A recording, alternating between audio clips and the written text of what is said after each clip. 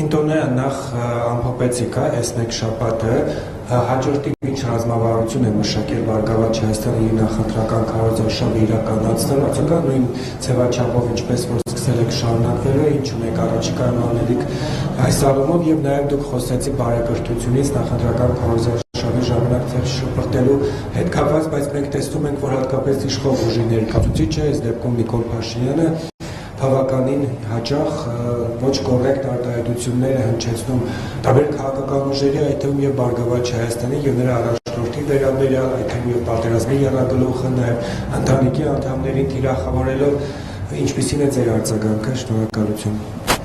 Շնորհակալ եմ հարցի համար, բնականաբար առաջիկա շաբաթների համար մեր քարոզչական թիմը նախընտրական քարոզչությունը կազմակերպելու վերաբերյալ բազմաթիվ հետաքրքիր եւ տարբերվող գաղափարներ ունի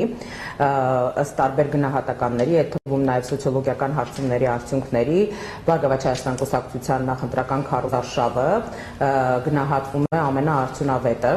եւ պետք է վստահաբար ասեմ, որ առաջիկա շաբաթների ընթացքում լինելու են նաեւ բազմաթիվ հետաքրքիր լուծումներ քարոզարշավային այսպես հանդիպումների կազմակերպման բնականաբար այս ամբողջ գործընթացի մեջ առաջնահերթությունը շարունակելու է մնալ մեր սկզբունքային դիրքորոշումը, բացառապես կառուցողական դաշտում մնալու եւ ծրագրային դրույթները թեզերը ներկայացնելու, որովհետեւ ես օրինակ շատ եմ ցավում, բնականաբար վարչապետի լեքսիկոնին վերաբերող ձեր հարցին կանդրադառնամ, ես շատ եմ ցավում, որ այս ժամանակահատվածում նախորդող մեկ շաբաթվա ընթացքում ես նույն իշխող կուսակցության կողմից որևէ բովանդակային քարոզարշավ չեմ տեսել եւ չեմ նկատել, բնականաբար այս ամբողջ գործընթացը շարունակվում է բացառապես ծեր շփրտելու անձնական վիրավորանքների դաշտ բանավեճը, հերակաբանավեճը տեղափոխելու եւ դա վերաբերվում է ոչ միայն Բարգավաճ Հայաստան կուսակցությանը, Գագիկ Ծառուկյանին, այլև ընդդիմադիր դաշտի այլ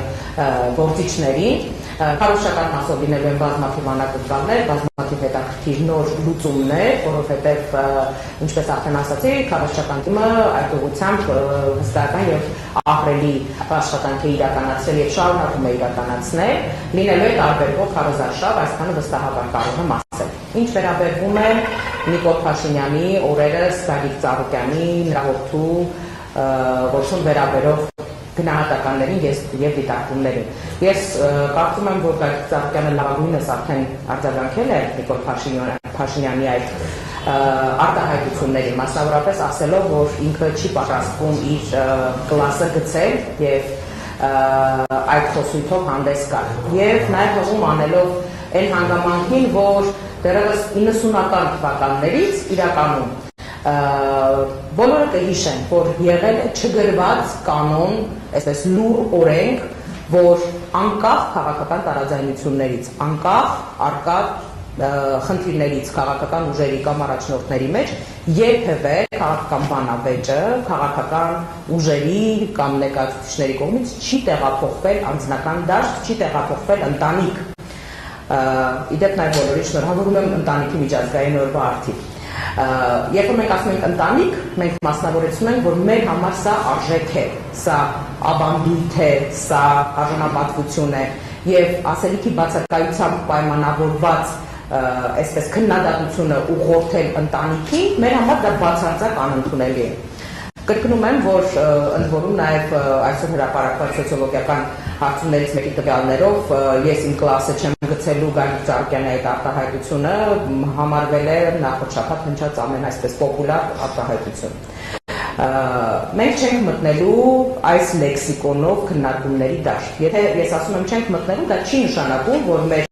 բառապաշարը կամ բառամթերքը չի բավականացնում, սակայն մեր քաղաքական անցած ճանապարհը, մեր դաստիարակությունը, մեր արժեհամակարգը մեզ դա թույլ չի տալիս, որովհետև մեզ համար բացարձակ անընդունելի է